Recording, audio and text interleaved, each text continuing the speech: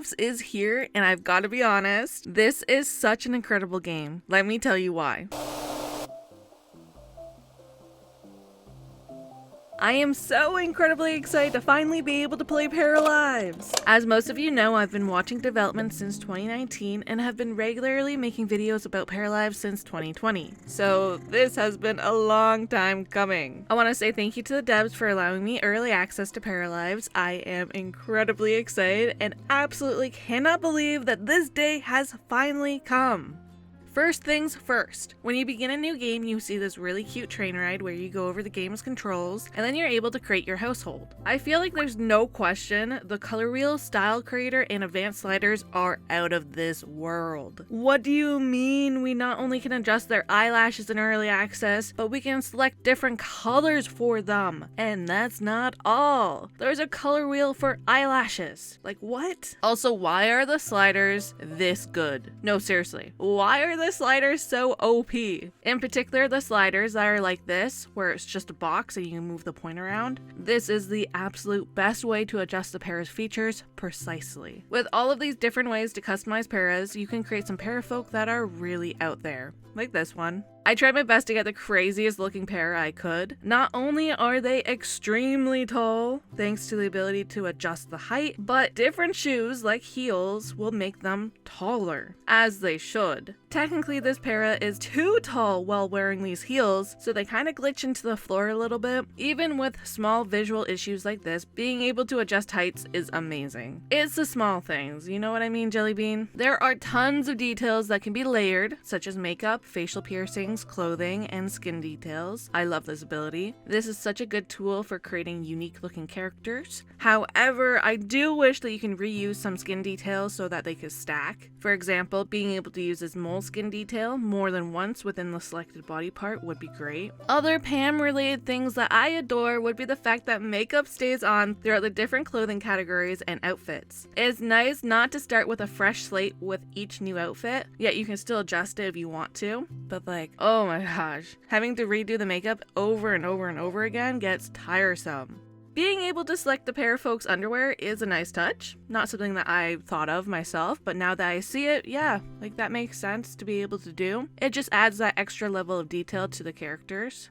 I like how easy it is to access different PAM categories by clicking on the para's feature to take you there. That feels intuitive and it just feels right. It should be like that. Paralives has always been about inclusion, something that I personally love. I think a life sim should be able to reflect the people that you see and love in your real life. That's why it's great to see medical items, binders, hearing aids, masks, and prosthetic legs featured in PAM. You can choose if your para identifies as female, male, or non-binary. Then you can customize it more within the advanced personality setting. This is where you choose their pronouns, whether or not they can get pregnant, get others pregnant, or neither, if they can breastfeed, and whether or not they can get jealous if they see their partner kissing other paras or, having other physical contact with them while in a relationship with your para. With a para's name, you can adjust the naming convention in a few ways. You can give them a nickname, a middle name, or choose if their last name is displayed first, or you can just completely remove the first name and only have a last name, or remove the last name and only have a first name. There's a lot of different options. Since this is in early access, there are obviously some things that aren't what they're going to be in the final product, or at least,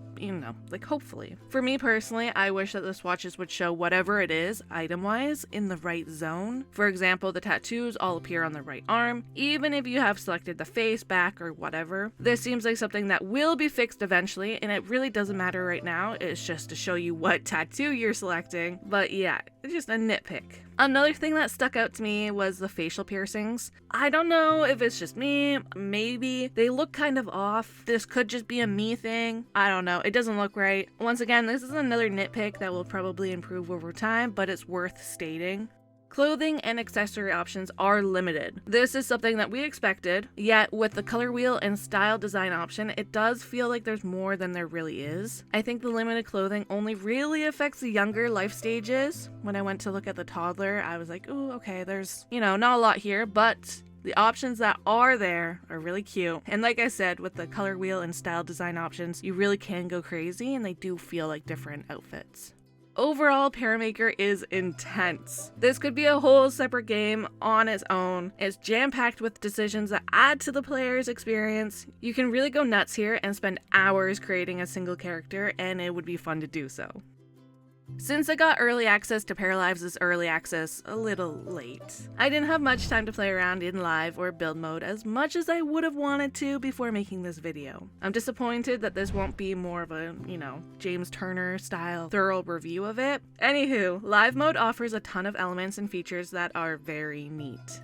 Some standouts to me would be the storytellers, together cards, and the nighttime story card, the newspaper, and how goals work. The storytellers are a great idea to add some spice throughout gameplay. Maxence is a storyteller who provides a fair and balanced gameplay experience. Ricardo will bring more challenges to your parafolk's daily lives, and Stella will protect your parafolks from life's lowest lows and make for a less challenging gameplay experience because she is a very good girl. Each of these storytellers can be customized. There are tons of cool things that you can adjust here, like how aging will work, duration of life stages, minutes per real life seconds, pregnancy length, your chances of having multiples, starting funds, and career related options. Once all of your paras have gone to bed at night, your storyteller will give you a choice between 3 story cards. These story cards are random and can affect one or multiple paras. It might give those parafolk a goal to complete, or it might be something as simple as giving them a computer, or removing a need for the following day. This is such a great way to keep the player engaged in the gameplay. It's constantly giving you something to look forward to and complete. With this, there isn't that question of, what do I do next? The game is giving you something to strive for. Another similar element would be the request board, where you can find daily requests from townies. You might also come across the townies with the same exclamation point over their head. Talk to them, and once the together bar has filled, click on it to see what they're asking for. You can find your goals on the left hand side right here. These elements are so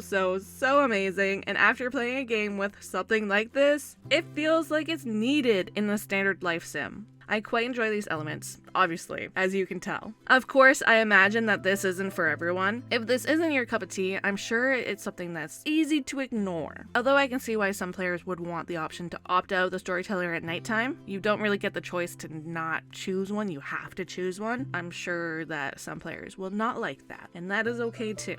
Okay, no, actually though, can you tell that I love the quests and goals in this game? I actually want to play a live mode of a life sim for the first time in a very long time. It's exciting. There's another way to get goals, and that's by choosing a reaction from your para's mood. If you notice this right here, you can select the mood, and then there's a couple of different options. So you just choose what you want to do, and yeah, it'll pop up there. You can pin a goal. This is kind of like more of a daily goal thing, while the other one is like a longer term goal to strive for. If you want to see what's happening around town, there's a handy newspaper called the New Paper. It tells you the day of the week, what season and year you're in, very similar to how time works in Stardew. You can also see what's going on. I like how this newspaper looks, and I love that they're using this display to show this info. It's simple, clean, and easy to understand and navigate with no extra or overwhelming clutter.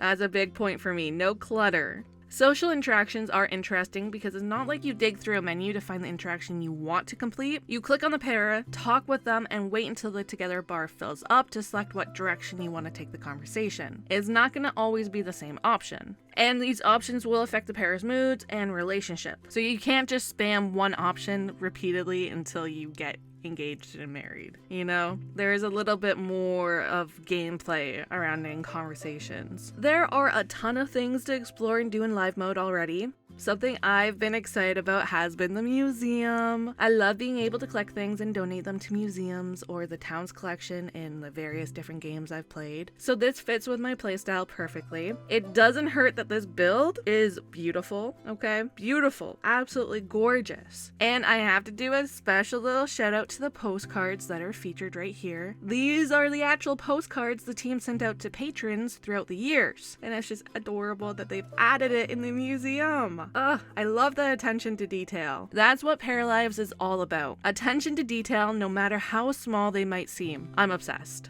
Of course, the open world is simply fantastic. Being able to explore the world seamlessly has been such a great experience. It feels alive as you look at the different parts of it. When you want to go to a building, it will load the lot, which that makes sense. Also, you might notice townies just spawn in as you move across the zones. This is another practical thing that makes sense. it wouldn't be a good idea to have all of the parafolk going about their daily lives all at once in all of the lots and zones. That would just make the game run slower, crash more, etc, etc. Since this is early access, you need to expect unfinished elements, bugs, and things that don't quite feel perfect quite yet. You'll notice text like this that indicates if the feature is unfinished, and I like that transparency. I like being able to know that. Some things I've noticed would be the wonky pathfinding, abrupt animations. It's too windy, okay?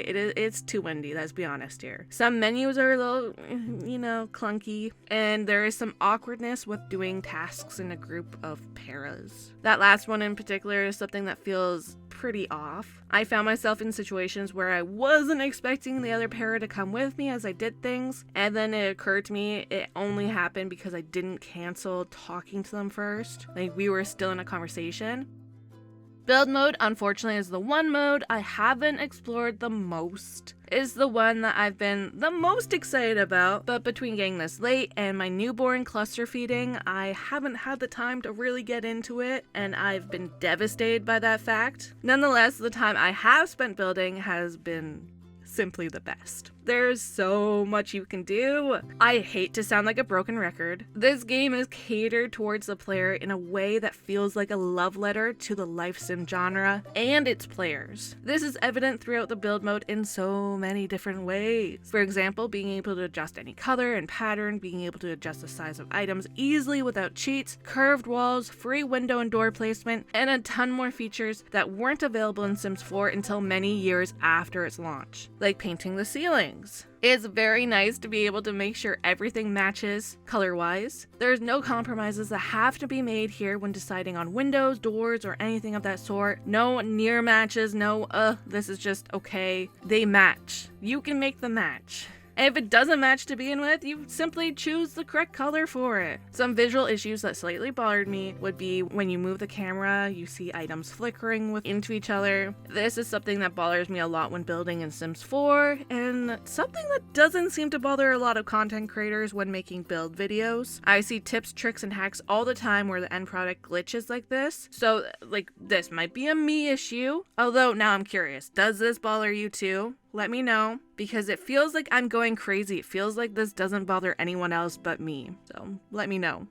You will definitely come across some limitations here, especially if you're actively trying to compare the experience with other life sims. For me, I was surprised I couldn't place windows on the roof pieces, because, you could do that in that Plum Bob game. I think it's good to remember that these things can improve and most likely will. With that being said, I think there are things here that will pleasantly surprise you, like being able to change the color of the top of the roof separately from the rest of the piece. Who would have thought? Not me. I definitely didn't think that was a thing that was needed, but now I know that it exists. It's definitely a thing that's needed, I can safely say that Paralives has lived up to the hype, at least for me. This incredible game has truly set the tone for life sims moving forward. I can only see good things in Paralives' future. All of this couldn't have been done without a dev team that cares so much about the player's experience. It's evident through every aspect of this game. This is kind of cheesy, but I can't help myself. I am so proud to see this and to have seen the progress of the game throughout the years. It's incredible. I am very happy for them.